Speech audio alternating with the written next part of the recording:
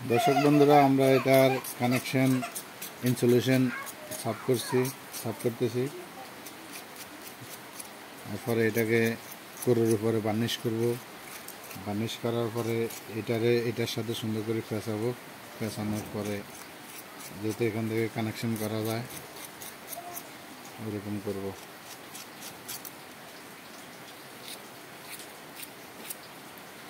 ওই হাতের কাজ আর মেশিনের কাজ অনেক ব্যবধান। আপনারা দেখেন, এটা আমি হাতে বানছি সম্পূর্ণ। আমার ছোট একটা মেশিন আছে, ওই মেশিন দিয়ে বানছি। আমার কাউন্টারওয়ালা মেশিনটা আমার নষ্ট হয়ে গেছিলো। এরপর আমি অ্যানালগ একটা আছে আমার কাছে, ওইটা দিয়ে বাঁধি। ওইটা দিয়ে আমি স্ট্যান্ড ফ্যান, টেবিল ফ্যানের কয়েলও বানতাম। ওইটা দিয়ে আস্তে আস্তে করে বানছি। আরও বানবো দুইটা, আল্লাহ রাখলে ইনশাল্লাহ আরও দুইটা বানবো ট্রান্সফরমার। ওইটা একটা হবে 4.5 ইঞ্চি, 3 ইঞ্চি ফিটনেস 50-0-50 বানাবো। তাই আপনারা চ্যানেলটা ফলো করবেন, আপনাদের মাঝে শেয়ার করব।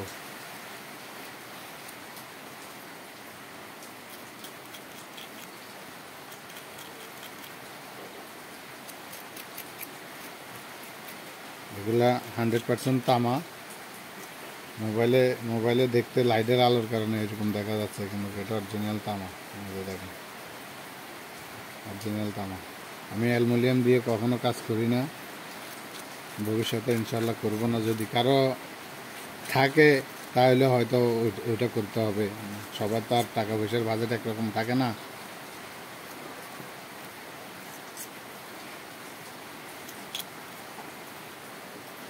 অ্যালুমিনিয়ামের মধ্যেও 2-3 রকমের তার পাওয়া যায়। একটা হয়েছে তামার ইনসুলেশন করা, আর একটা হয়েছে ডাইরেক্ট ব্ল্যাক কালারের।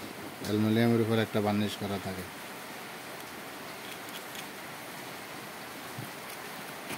যে যেরকম টাকা খরচ করবে জিনিসটা ওরকমই হবে।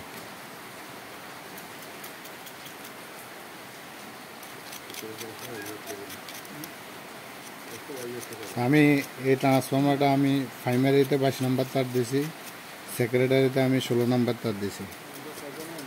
এটা একটা ব্যাটারি চার্জারের জন্য, 200 এমপিয়ার ব্যাটারি চার্জারের জন্য। অনেক ভাই বলতে পারেন আরও মোটা দিলেও তো হয়তো।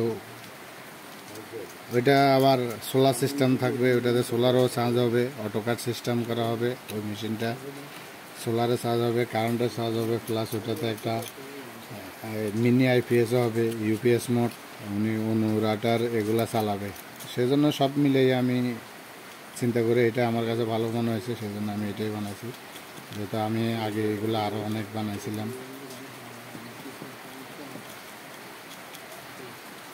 এটা আমার একটা কাতার প্রবাসী আমার ফ্রেন্ডের জন্য, ওই ওনার বাড়িতে আমি বানিয়ে কোরিয়াতে পাঠাবো আর কি।